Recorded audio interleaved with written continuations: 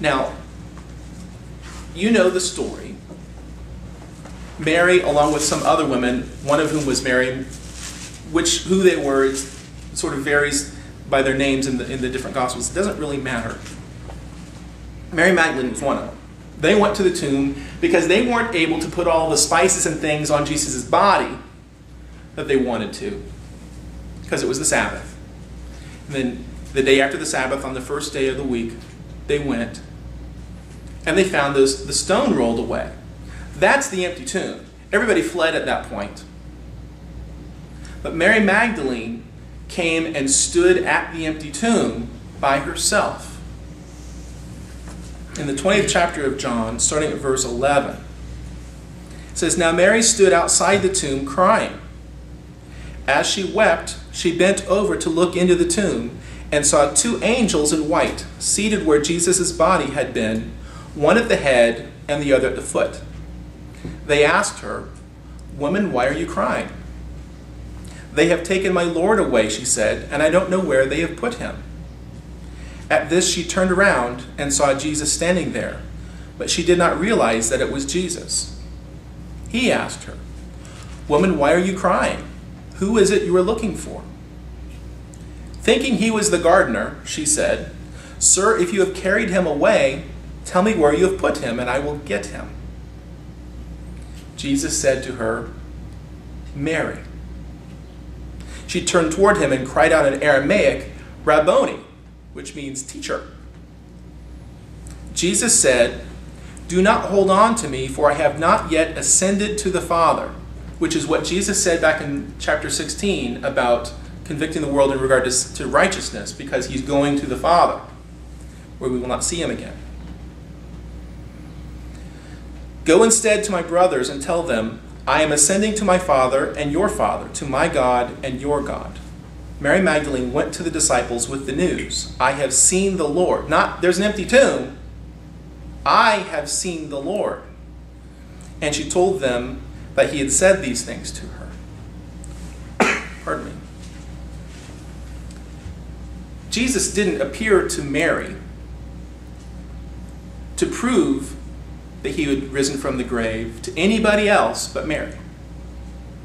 Mary was a woman. Things were different back then.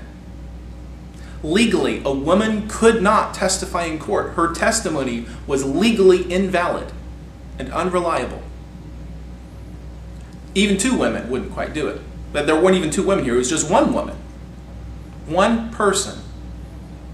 How do you prove something like that? Something that you've experienced, nobody else was around, and it's something that would be unlikely to be believed. What do?